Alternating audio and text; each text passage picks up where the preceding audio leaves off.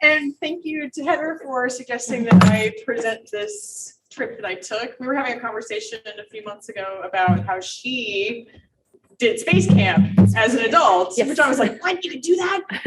That's incredible. And then I said something sort of offhand, like, I've never done anything cool like that, except I went to chocolate camp once. And I was like, what? Chocolate camp? And now I'm here. So we've got a pretty small group and we have about an hour together. So if you've got questions while I'm showing slides, please feel free to throw them out. Probably will have some questions. And we can also have questions at the end. Okay, so why did I go to chocolate camp in Belize? I kept joking to myself that I was going to start this presentation by saying 12 years and 20 pounds ago. Oh. But it was 12 years ago. I was living in Denver and I worked at a specialty foods grocery store. I was one of the buyers and we had a sales rep come from a company called Taza Chocolate. And I thought they were really cool and that I really liked their product. So I started to follow them on Facebook. And I think like the next week they had a post that said, there's one spot left in chocolate camp. And I don't normally do totally spontaneous things, but this time I did. And I think I like messaged them immediately. I was like, I'll take it. And then I had to go to Belize and learn about chocolate. So I'm going to pass around. This is one of the products that Taza Chocolate makes. And afterward, we'll get to try some. You can look at it. So they still exist, still making They chocolate? still exist. They are out of Somerset, Massachusetts. And they've got more products now than they did in 2010. But yeah, they're really cool people. It's fun to go on a trip. Yeah, I got some at the National Monument down in San Antonio. Oh, wow. Missionary Uh-huh. missions. Oh, wow. I Yeah. came back with 2 bars and I'm like, I found it. Oh, wow. How did you hear about it? I lived in New Mexico, and so I'm always looking for chocolate that has chili in it. Aha, yeah. And So yeah. this is the plain cacao, and they've also they make it kind of traditionally in the Mexican style. They do stone ground chocolate. We'll talk a little bit more about that later if you want. It's just got a much different mouthfeel than the really smooth chocolate that you usually eat, and it's sometimes flavored with chili, sometimes flavored with cinnamon, or I think they make a vanilla. I think they make a, I'm not going to say it right, so I'm going to try to, but I think there's a green tea one. Yes. Okay, so let's go to Belize. Here we are from the plane. We flew into Belize City from, I think from Miami, and started getting a little closer to the land. And I didn't get a picture of it, but we got on this tiny little plane from Belize City to go to a town called Punta Gorda, and made, I think, 5 or 6 stops along the way to pick up other passengers or drop off various passengers. And the places that we stopped were literally like a concrete strip in the jungle, and that was it. So the first couple stops, it's like, oh my God, are we okay? Are we like, why are we stopping here? But then we realized that it was kind of a taxi service. I think that roads are really hard to maintain there, and then I got to experience that for myself. So here is the airport that we landed at, our final stop. There were no buildings. I'm not sure what this used to be or if it was intended to just be a weird walkway, but we stopped here and got picked up by a van and went to a place called the Cotton Tree Lodge, which is an eco lodge on the Moho River near Punta Gorda in Belize. And here's what that looks like. They had one main building where they had a kitchen and a bar and tables. They made dinner, breakfast, lunch, and dinner for us. And then there was boardwalks through the property to get to the cabanas. They made boardwalks because the ground is really mushy and also because there's iguanas. And apparently you didn't want to walk around the iguanas. So went to our cabanas. Here was my cabana. Here's inside the cabana. And I remember thinking like, oh, mosquito net, how quaint. And then like very quickly realized that it was entirely necessary. Very glad that I had the mosquito net. So I went with a group of probably 15 or so other people from all over the United States. I was from Denver at the time. Most people were like me. They worked in some kind of like health food market or specialty food market, or they worked for some kind of chocolate company and wanted to learn about the process of making chocolate. So we were all very interested in chocolate parties. Let's see. This is the bus that we took around Belize. So we had a choice every day. It was all kind of inclusive. We had a choice every day where we would go out and we would either learn something about chocolate or we would go out and do some kind of water adventure. I'll tell you mostly about the chocolate parts. But everywhere that we went in this bus. They called it the jungle bus. And like I said before, all the roads were not very well maintained. It was mostly gravel roads with lots and lots and lots and lots and lots of potholes. So everywhere we went, max speed was about 15 miles per hour. And there was a lot of this. And like, even if it was like 7 miles down the road, it took like 45 minutes. So we came to love and to hate the bus. One of the first places we went to was we got to take a tour of a chocolate farm. And I don't know if maybe you're like me, I was sort of imagining this very organized farm where there's like rows of chocolate trees, like an orchard. It's not the case. The farmer is named Eladio Pop, and he did a permaculture chocolate farm. So cacao trees grow really well in understory and will naturally grow like in the jungle, in the understory. They like the shade. And what he did on his farm was he intentionally grew a lot of cacao trees kind of in the jungle. It's like a kind of a manicured jungle sort of farm, permaculture. Here we are meeting Eladio. He's on the left. This is Alex Whitmore on the right. He's the founder of Taza Chocolate, and some chocolate lovers off to the side. And welcome to my farm. Here we're going to go into the farm, follow this trail. And the machete was an integral part of our chocolate tour. So Eladio was a really cool guy. He's Mayan.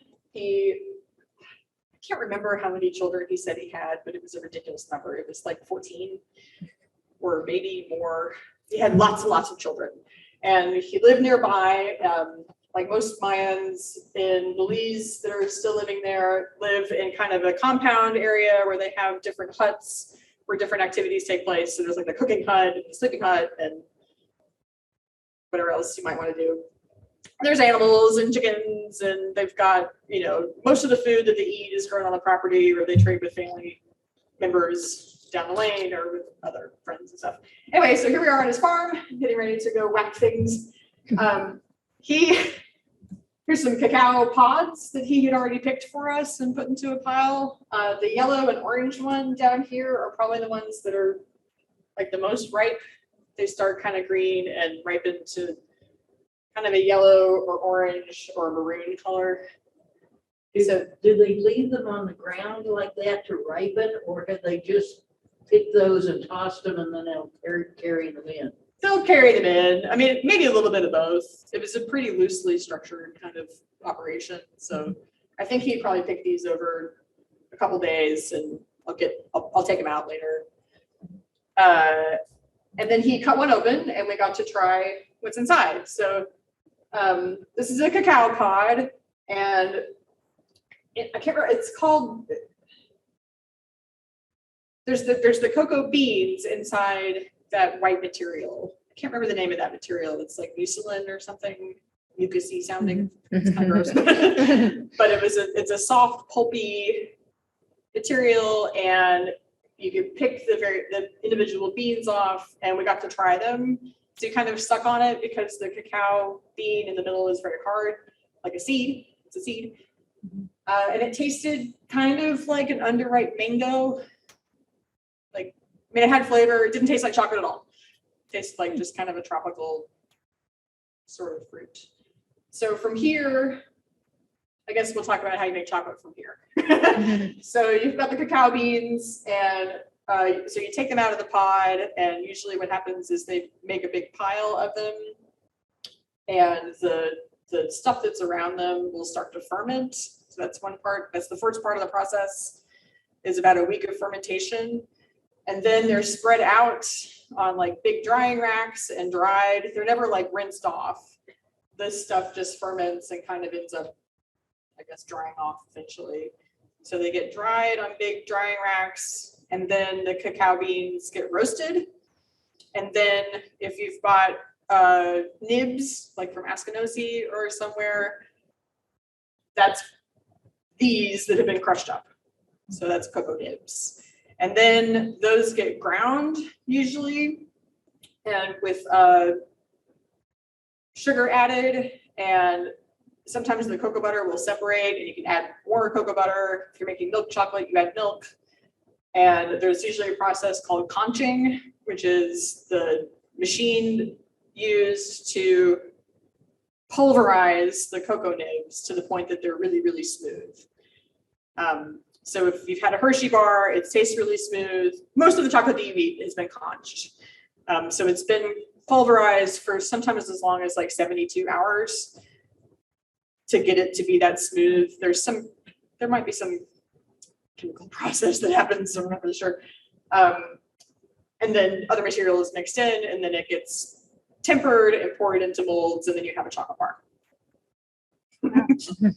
So there's a lot of work that goes into it to get from bean to bar. Any questions? We can talk more about how chocolate's made later or now. Yes, Julia. So how many, is it totally a family-run farm operation? Yes, I imagine so. They had, they were trying to develop a relationship with Taza Chocolate to trade directly with them, but they were part of this Cocoa Growers Association in the area. And like when we were there, they were working on building that relationship, but I read last night that ultimately it didn't work out. And there's a chocolate company called Green and Blacks. Has anyone ever heard of Green and Black? It's a British chocolate company. They have they ended up sort of buying all of the chocolate from the Toledo Cocoa Association. So they have an exclusive relationship and they only sell to them. And they make a special bar called Maya Gold, which I've never had. I've never seen for sale anywhere. I probably could order it online, but that's where all of his chocolate goes, is directly to Green and Blacks to make this one particular bar. So they just take the machete and chop the. So they take a machete and crack open the pod and then like make a big pile basically of cocoa beans that ferments just kind of on the ground. The farm had lots of other fun things. He was basically like hacking off parts of plants and fruits and tropical things and letting us eat them. So we had all kinds of fun stuff. We had here he's dismantled a banana tree. We had something called green mango, which ripens to green. It was really interesting. He gave us these things that he called figs, but I'm not sure if they weren't the figs that we know. There was like a nut, and it had a lot of nut. It had a huge seed inside and like a really thin layer of fruit that you can kind of scrape off. It tasted kind of figgy, I guess. We had, these are something called square bananas. You can kind of tell that they're a little shorter and fatter. And if you looked at them, looked down the banana, it was square shaped. And they were really good. They tasted like bananas, but they had kind of an appley flavor, a little bit of an apple hint. And he just like hacked this banana tree down and, was throwing bananas to everybody. He showed us, he's got like this strip of palm around his head. He gave us all palms and he was describing how they use this one plant to make all their baskets. And it's really like subsistence living, but very much attached to the traditions of Mayan culture and still like living off the land. It was cool. Here he is. He's had some sugar cane that he had grown. So he's taking the cane off the sugar cane. And then he chopped it up into little 4 or 5 inch pieces. We've got some limes. So here I am with raw sugar cane and a lime that I could like pair. And then the crazy thing that I'm holding is, he called it a wild banana, which he told us was not edible, but it was so cool looking that I guess I was carrying it around. And I like that it kind of looks like it's coming out of my ear. It's not. So this was a really fun tour. We got to eat a lot of fun things and learn a lot about where chocolate comes from, like originally. And it was incredibly hot, but the sugar cane and lime was very refreshing. So after the tour with Eladio Pop, he took us back to his home where his wife had prepared lunch for all of us, all 15 or 20 of us, however many there were. And they made us, so you can see at the bottom, it was a beans and rice dish and like this kind of curried potato. And then you can't really see it, but there was like some roasted chicken. And then this like glorious mystery glass of juice. I have no idea what kind of juice this was, but it was the most refreshing thing I've ever had in my life. And as you can see by the fact that I took a picture by it, I was enchanted. Like the juice. Yes. So that was really nice. She made dinner or lunch for all of us. And then we got to learn how to make the traditional Mayan chocolate drink. I think this was one of his daughters. I don't remember her name, I'm sorry. So this was out in a sort of outbuilding at their home. And what's going on is that she's got, the bowl has the fermented and dried cocoa beans in it. And then on the big iron platter over the fire, she's roasting the cocoa beans. And she's holding, it's hard to tell, I think she was holding a corn cob in her hand. And that's what she was using to like push the beans around on the iron thing. So she's pushing the beans around. And then we transferred it over to this wooden table and used a rock to pound the beans. And so like on the edge of the table, that's what we would call cocoa nibs. And we sort of scraped it into this basin thing. I don't think I have a picture of this, but the next step was to winnow the shell from the cocoa beans. So we would sort of throw the beans up in the air and the wind would take the shell away. I feel like you see this in like old paintings, people doing stuff like this, separating the wheat from the chaff. So we had to do that. And then there was a hand mill. So we put the cocoa nibs into this hand mill and she cranked it and got this sort of delicious brownie looking cocoa mass. This would be called cocoa liqueur. At this point, you can separate the cocoa butter out of it, and then you'll have cocoa powder and cocoa butter, and you can go on from there and make yummy things. But usually they put it back together to make a chocolate bar and add like sugar. They'll add something called soy lecithin to emulsify it and other stuff. So she's just grinding roasted cocoa nibs and nothing else has been added. This is something that they make every single day. It's their traditional Mayan chocolate drink. And all they do is mix this cocoa mass with kind of a room temperature water, and it melts because chocolate has a very low melting point. That's why it melts on your lip immediately. There's the delicious cocoa mass. And then mix it with water and gave us all a sample. He was sure to tell us that they just drink it straight. They drink the cocoa mass mixed with water, but for children and tourists, they add sugar. So he added a bunch of sugar and gave it to us. It was like watery chocolate. I mean, I don't know how to describe it. It was really tasty. It didn't taste like you were drinking a chocolate bar. It tasted like you were drinking that cocoa mass mixed with water, if that makes sense. It's really hard to describe, but as you can see, we were delighted with it. We got maybe like 3 inches of this drink and we're like kind of trying it like, yeah, okay, this is good. This is not really what I expected. Like thinking like, is it going to be like coffee or what's it going to be like? Is it going to be like hot chocolate? But it wasn't really like any of those things. But there's the chemical in chocolate that makes you love chocolate is called theobromine. And it's kind of a notch down from caffeine. So I guess the fact that we were drinking it straight like this was just like, yes, this feels great. I am so happy. Are you happy? Do you love it here? Yes. Me too. And we just felt amazing. And like for the rest of the day, it was just like, okay, here we go. It was great. I was very excited about the chocolate drink and I wanted to make some when I got home. I've never made it since. I think perhaps being in Belize is part of the enjoyment of the chocolate drink. They say the chocolate has a caffeine Yeah. in it. Mhm. If you Yeah. eat too much chocolate before you go to bed, you can't sleep. It's true. I've discovered that firsthand. So I guess. Yeah. So it's kind of like a different sort of coffee experience. A little more subdued, but still very exciting. So anyone have any questions about the chocolate drink or anything that's happened so far? Did you have it anyplace else, or it was just at this? It was just at his farm.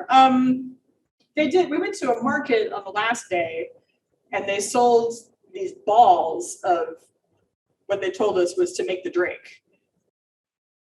And I mean, I bought one. It was about the size of a little bit bigger than a golf ball and was like, oh boy, I can make the drink. I'm going home. I'm going to impress all my friends. And I think I just like shoved it in the fridge and then it got buried in the fridge. And then like, also like, I'm not in Belize anymore. It doesn't feel the same. So I didn't end up ever making the drink again. Too bad. I'll just have to go back, right? It's the only solution. Yeah.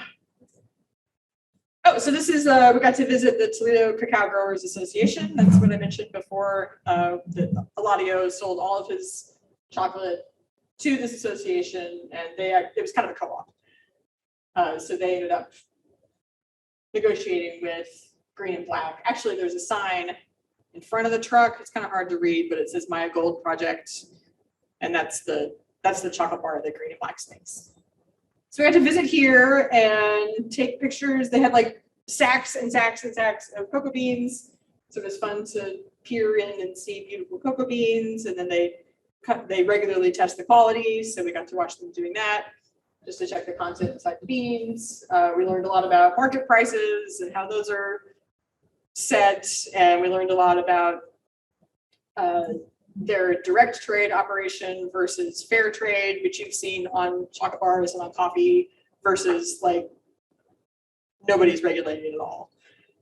So that was really interesting. At the time, Taza Chocolate and Askinosie Chocolate here in Springfield were the only two companies that were doing direct trade with farmers. I don't know if there's anyone else now. There might be. I can look that up. But Sean Askinosie does the same thing. He goes and meets the farmers. He negotiates deals directly with them, and then works directly with them to get the product. Yeah. Did you have a translator, or did you communicate in Spanish? Actually, in Belize, they speak English, which I didn't realize until I got there. I think like the first Mayan person we met was like, oh, you speak English. Awesome. And then they were a British colony. Yeah, so it's British English, right? I feel like it was more American sounding. More American.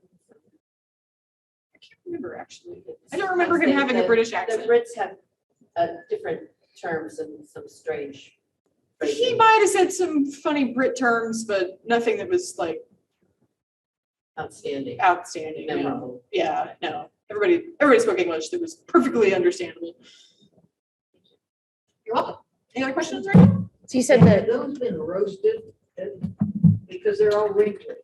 These have been fermented and dried. Most chocolate companies that buy them at this stage do their own roasting. Pretty sure the Askinosie roasts his own. Is that right? Anyone know? They do have big roasters there. Thank you. So this is fermented and dried.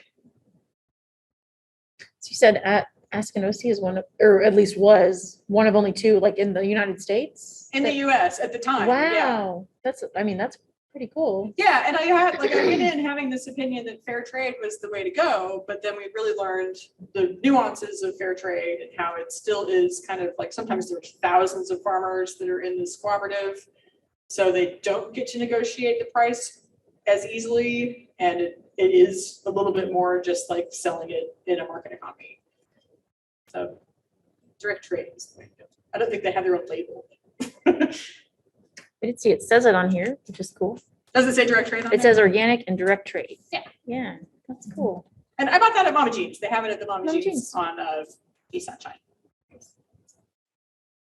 Okay, so one of the excursions we got to do that wasn't necessarily chocolate related was to go to some Mayan ruins. I apologize, I have no recollection of what this place was called. But we got to go there and here I am. And then another excursion that we got to do was to take a trip to a river that went through a cave system that went for miles and miles. It was called Blue Spring Cave. So we got to hike down this jungle trail. At some point, there was one of those like rope bridges that went high above the canyon. you know, like an Indiana Jones or something. It's like, wow. Mhm. And then we made it to this cave. This is the entrance of the cave. And we had to sort of scramble over these rocks. And then there was kind of a waist-high creek or river that went all the way through this cave. He said it went miles and miles. And then if you followed it, you'd end up in Guatemala. We hiked about, or waded about a quarter mile in with our headlamps, and we had life vests. And then we turned around and floated out. And it was beautiful. It was one of the most fun things that I've ever done. But obviously I didn't take my camera. Sorry. Okay, and then one of the last excursions that we did tons of stuff, but one of the last things I want to show you, which was kind of more unique, was we visited a woman's home to learn how to make corn tortillas from scratch. So this is her house, or this was like the cooking part of the property. And this was something that she did twice a day, every day, for all the people living in her compound. So like family, extended family. I can't remember how many folks lived there, but she described that she made 75 tortillas twice a day, so 150 tortillas every day. So the first step was she had this bags of dried corn, and then we dumped it on the ground, and then push the dried corn off the cob into a bowl, and then the chickens come in and clean up after us. And then there's a process where you soak the kernels in a lime solution, which enables B vitamins to be more accessible to your body. There's a name for that, which I can't remember. I could look it up real quick. And then it gets ground in a hand mill, much like the chocolate drink. And then you make a little ball and kind of pat the ball around and then roll the ball out into a flat tortilla and cook it on an iron top. While we were doing this, she boiled some eggs for us she threw tomatoes and eggs into a pot together and boiled the eggs and then peeled the eggs and took out a tomato and gave us the tortilla with tomatoes and boiled eggs inside and a little salt. And that was our lunch. So this took, I think, like 3 or 4 hours. It took forever. She just has a batch going all the time because it soaks for so many hours. So she always got some soaking, and then she hand mills it and hand makes 75 tortillas twice a day for her family. She doesn't add anything to it, it's just corn. I think so. Yes. It's just the processed corn. Because that soaking brings out the starch. And, Yes. And so it softens the kernel. Yes. Makes it starchy. It makes it so that So when you mix together. yeah, sticks so it together. just does its own thing. And- Nixtamalization, and is that what it is? Soaking the corn in lime is the way you make hominy. Yes. And so you can't so really this is tell, probably, you know, but in the middle picture, you can see that it's kind of plumped up. So that's probably hominy, right? At that stage, because hominy has Right, it's been like soaked in smushed, lime yeah. solution. so. Yeah. It was really neat. It was a neat experience. Like I said, it took all morning, and then we had lunch, and then we were supposed to go back to the lodge, and they told us, well, you can take the bus back. You might remember the bumpy bus that takes forever to go 5 miles, because I think we're only like 4 miles away. Or we can put the kayaks up on top of the bus because we're on the river. We're on the same river as the lodge, and you can just kayak back. We're just like, yes, we're taking the kayaks. So we had this fun morning, sweating over, this fire, making corn tortillas. And then we think like, oh, what a pleasant kayaking trip this is going to be.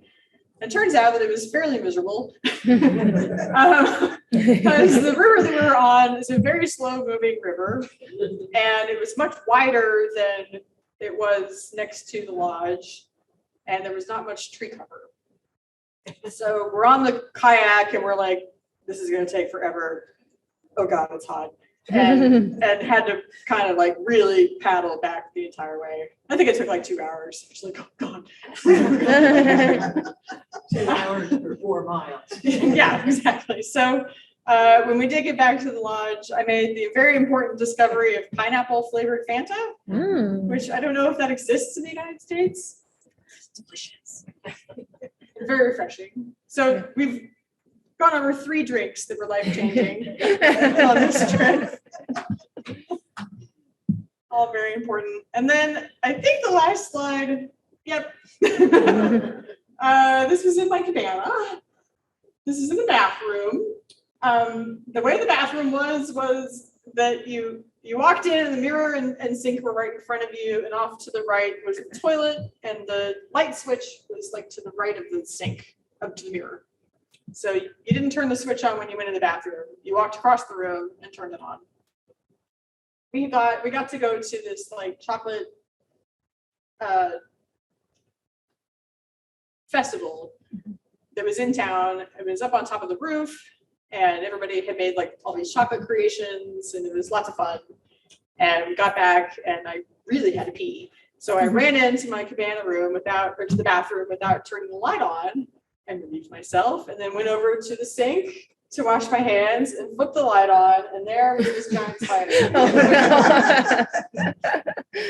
And Well, it's a good thing you saw it after you. I guess. Yeah.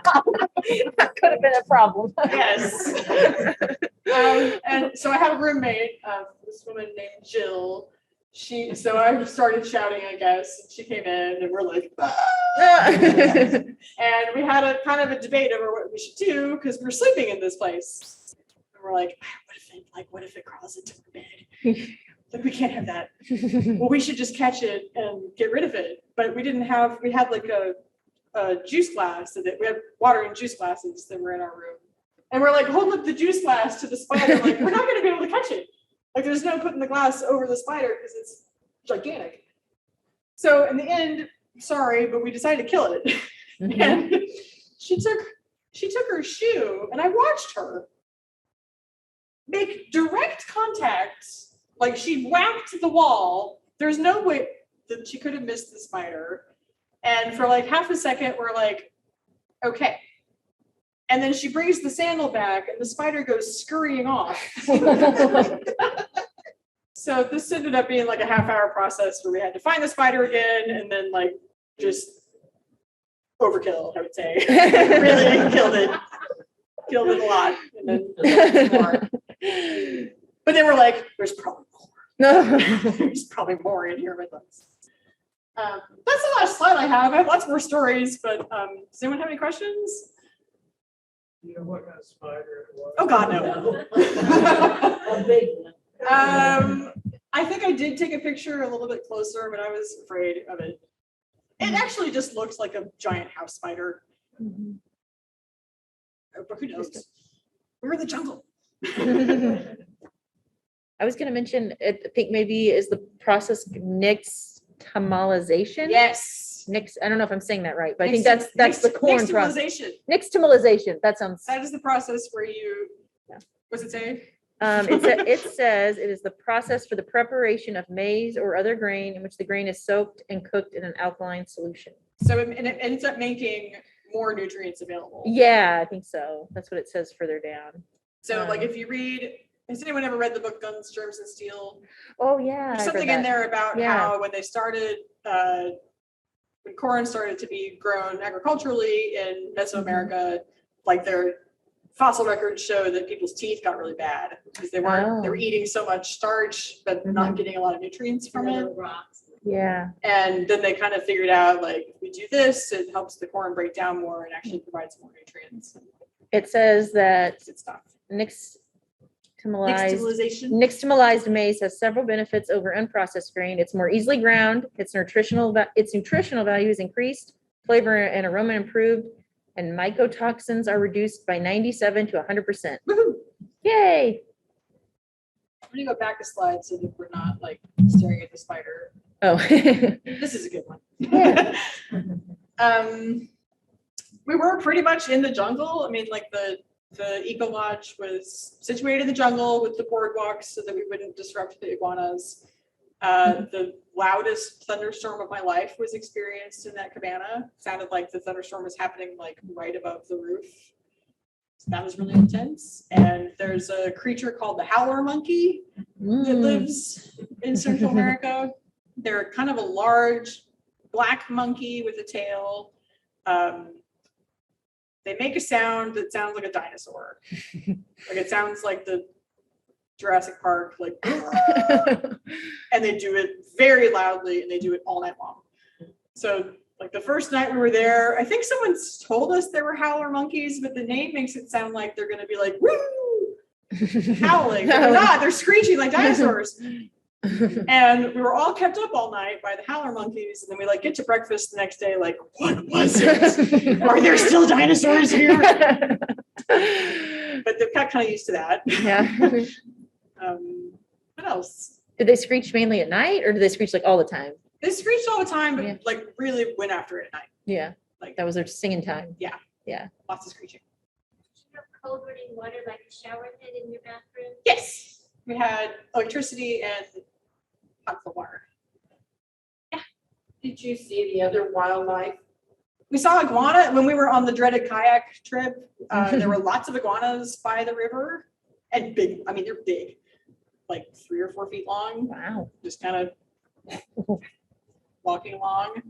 One of the water adventures that we did that I don't really have many pictures of. We took a motorized boat up the river to the coast and went snorkeling, I guess in the Caribbean Ocean. And then we like stopped on this little island that was populated by hermit crabs. Oh. And I mean, there were like hundreds of hermit crabs. So we sort of like sat and talked for a while and there were hermit crabs scuttling about. Oh, I forgot to tell you a fun story though. So when we went to the cave that we floated out of, there were only 4 or 5 of us or so that went on this trip. And we had a guide, his name was Antonio, he was Mayan. And he's a really nice guy, and we had lots of fun. And he had brought a packed lunch for us to have afterwards. So I guess it was morning, and we had this big fun river time, and then we sat by the trail and had our cold lunch. And we're sort of like I said, we were all from different places in the United States, so we're asking each other where we're from and what's going on. And we asked Antonio, "Have you ever been to the U.S.?" And he said no. And we're like, well, would you like to go? Sure. And where do you think you'd like to go? And I've had this conversation with a lot of people because I've traveled a bit. And I feel like the most common answer is like, well, I would like to go to New York City or Los Angeles, right? Or maybe the Rocky Mountains, but like, it's kind of a couple answers. So, well, where do you think you'd like to go, Antonio? And he said, I would like to go to Branson, Missouri. And It blows my mind that he'd even heard of Branson. I guess, the yeah. people that I was with didn't know that I was from here. And I'm just like, what? Why? Don't do that. No offense to Branson, but like, I mean, but he explained that there are a lot of people from Belize that live in Branson who immigrated there and work with the service industry, work with seasonal service industry. And with a lot of immigrant communities, a lot of times what happens is somebody will go to Louisville and then like my cousin is going to come over and live with me because I'm here. And then like their friend, like, oh, they came and moved to Louisville, so we'll go there too. And then like everybody's moving to the same town. So it was the same with Branson, like probably a couple families went and got jobs and then like, this is great, come on. So I tried to gently, I was like, oh, well, it is a little bit like Belize. Kind of jungly. It's like, if you do go there, please make some plans to visit other places too. Yeah. Sure, you love it. Yeah. It's just mind-boggling. Yeah. How were the temperatures there? It was really hot, but I looked at their temperatures yesterday and it was cooler there than it is here. Yeah. It was like it forecasted mid-80s. The humidity is incredibly high, like incredibly high. And it didn't really cool down much at night. So kind of woke up sweating already. And we developed a habit pretty fast of jumping in the river in the morning. So the Moho River where the lodge was set is the river in that first picture. You can kind of tell maybe that it's not a clear river. Well, you can't really, but think of the Amazon, like the Amazon looks green, right? It was like that. It was not clear at all. But we were so hot that we just dove in the river every morning. You couldn't see your hand, like just a little bit. It was like, oh, my hand's gone. And we never ever felt the bottom. So I have no idea how deep it was. We're just like, are there like crocodiles? And they told us there weren't, and we were like, okay. And like, are there piranhas? And they told us there weren't, and it was like, good enough for me. Like, God knows what else is in here. But so we would dive in the river in the morning as like the morning shower, and then wherever we went, we would come back and dive in the river again. I think we were in that river like 2 or 3 times a day. I did get an ear infection from that river. Was there any other shower facility? Yeah, we had a shower in our cabana. Okay. Yeah. But it was just kind of like, well, I could take a shower or I could go swimming. Yeah. So I'm going to go swimming. It just kind of was, it seemed fun. Like if I went on that trip now, I probably would not get in that river. But You lived to tell about it. I lived to tell about it. Yeah. Turned out all right. I got an ear infection and I was like so it kind of started on the plane home, which, that's bad. And I had not really had an ear infection as an adult. Does anyone else? They hurt. I have. It really hurts. It really yeah. hurts, and it feels like there's like something in your ear. And I went to the doctor, and I was 100% convinced that they were going to like pull out a specimen of some kind. I was just waiting for it, just like, okay, what's in there? What's in there? Don't tell me what's in there. What's in there? And then there was nothing in there. So that was good. Did it rain at night? Like, did it mist? Did you have like a little bit of rain every single night? Yeah, I think it rained every day, yeah, but kind of different times. There were a lot of, the Mayan Mountains are interesting. They're kind of like, well, you can't really tell, but they're more like mountains. They're kind of like these sort of roundish. They're old. They're very old. Mhm. They're covered with foliage. So if you look out across the landscape, there's just these kind of piles, it almost looks like, and seems like there was always sort of a thunderstorm coming across. We were told there were panthers in the area. Ooh. Thank goodness we didn't see them. What other questions do you have? And how many days were you there? Did you? I'm I think I sorry. was there a week, or it might have been 5 days or 6, less than a week. What kind of was it similar food? Like I know you said that a lot of the food that you had when you're on excursions, a lot of like kind of rice dishes. Yeah. What about like what other meals like breakfast and dinner at did they make for you at the lodge? They made really nice food. The lodge had its own garden, and they had a lot of fruit trees on the property. There was a gigantic mango tree right outside the main part of the lodge. So you go out onto the boardwalk and sit and have a cocktail underneath the mango tree. Terrible. Yeah. So we had fresh mangoes, there was a lot of fresh fruit. So breakfast was like they would have some kind of a juice, usually like from the property, like, well, we have an orange tree, so we made your orange juice this morning. One time they made watermelon juice, which was delicious. There were a lot of like unknown juices like that juice. And they would serve us corn tortilla. So in the morning it was corn tortillas. I think there was like a thing of scrambled eggs probably. And they had like tropical jellies. So I remember there was like a pineapple jelly, guava jelly. So you could put butter and jelly on your tortilla and eggs and juice and coffee. Lunches, I feel like were usually like some kind of beans and rice thing. I feel like dinner they tried to Americanize more, but I can't really remember any specific dinners. It was all good. They used a lot of turmeric. So, and I remember buying,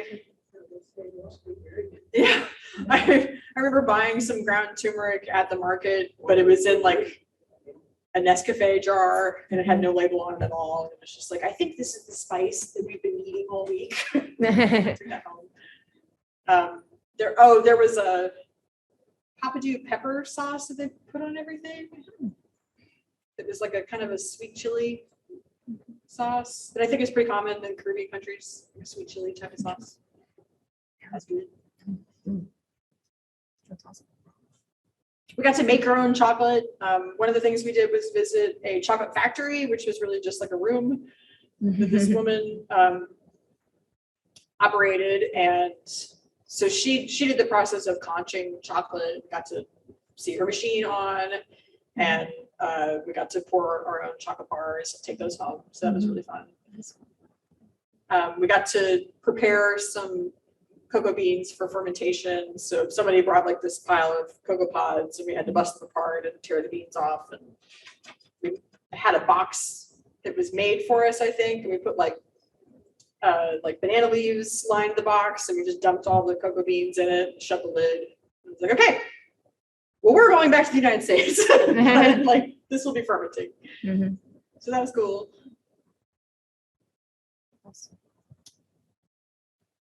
Did you stay in touch with any of the people on the trip? We did. I feel like we stayed in touch for a few months after, but I haven't heard from any of them since. It took me a while to remember my roommate's name. But I remembered it. Yeah. I looked up to see if they're still doing Chocolate Week. It doesn't look like Taza is still going down there for Chocolate Week, but the Cotton Tree Lodge is still open, and they've added a second floor to most of the cabanas, and kind of offer the same things. Like you go and they'll make you breakfast, lunch, and dinner, and there's like daily excursions to do different stuff. One of them was still like go to visit a chocolate farm. I don't think it was Ladio's chocolate farm. Did you have internet? Ooh, maybe. You had electricity. We had, I think they had Maybe at internet lodge in the main center. building, Yeah. but I don't think it was very good because when we were leaving, so we all had, I think that there were 2 flights leaving. And so the Sunday morning, I guess, we left and we're all at the lodge with our luggage because the shuttle was going to take us to the tiny plane. And they had gotten a phone call to tell us that one of the flights had been canceled. And I remember not being able to do anything about it. So I think the internet was really bad. So it was just like, well, do you want to stay here or do you want to go to the airport and see if you can get on a different flight? And it was like, I want to stay here forever. But they had a little library there. Oh, So, cool. because I guess this happens. Oh. So he let me take a book. And it was funny because I picked this nonfiction book, but I guess it had been there so long that it was totally warped from the humanity. I still have it. Any other questions? Beautiful. Any other Beautiful. questions about chocolate?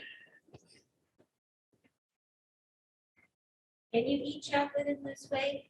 And the what? Can you eat chocolate and lose weight? Well, according to that book, you can.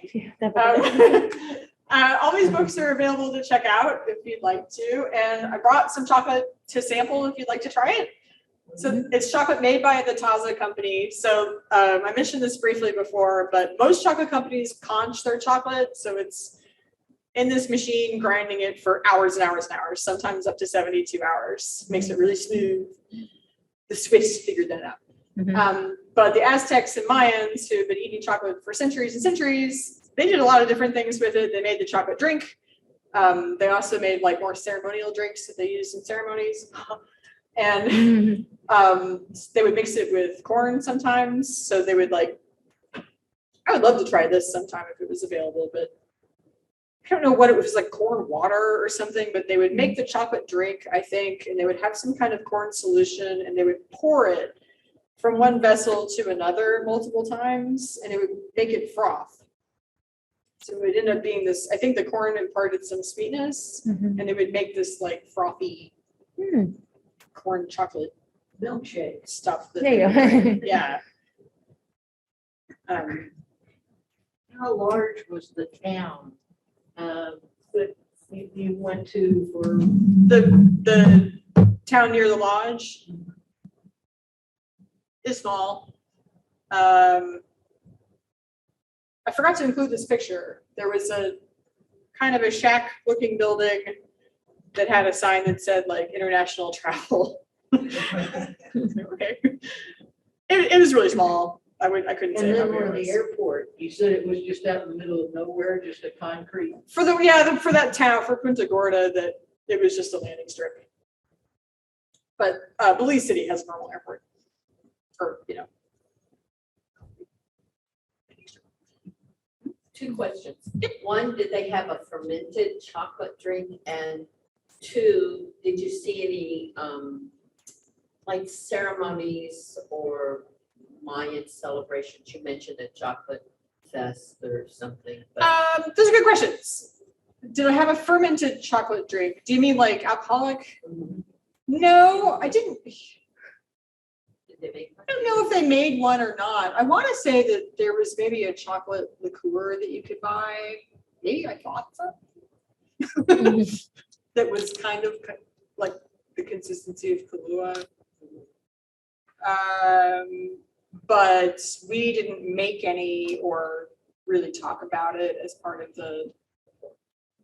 I mean, who knows? They might not just want to talk about it. And then like indigenous ceremony or? yeah, so the chocolate festival was not a Mayan festival. It was more of a just local, like, we're gonna eat some chocolate type of thing. They may have done it for us, for all I was know. gonna ask you, did they do it for you? They may have. Yeah. It may have been, or maybe we planned the trip to coincide with the chocolate festival. I'm not really sure. It was a pretty small affair. It was mostly, it didn't really feel like a traditional festival.